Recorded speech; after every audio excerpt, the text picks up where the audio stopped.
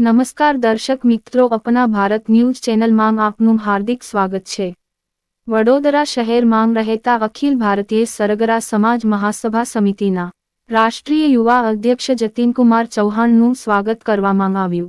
શહેરમાં 100 વર્ષ ઉપરાંતથી વસતા સરગરા સમાજને જોધપુર જિલ્લાના બિલાડા ગામના રાજાબલી મંદિરના પરમ પૂજ્ય ગાદીપતિ શ્રી 1008 અર્જુનદાસજી મહારાજ દ્વારા સરગરા સમાજ માટે એક યુવા અધ્યક્ષ તરીકે જતીનકુમાર ચૌહાણની વરણી કરવામાં આવી છે। ત્યારે સરગરા સમાજ તેમજ બાવનપટ્ટીમાં ખૂબ જ ખુશીનો માહોલ જોવા મળ્યો હતો। જ્યારે યુવા પેઢીને યુવા અધ્યક્ષ મળતા ખુશી જોવા મળી હતી।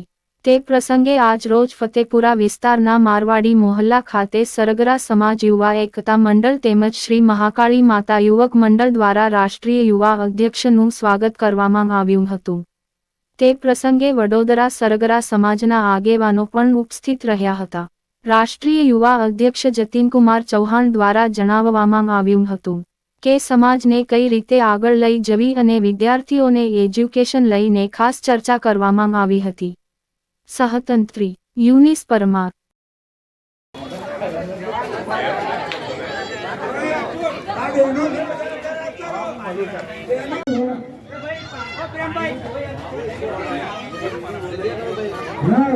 Yeah.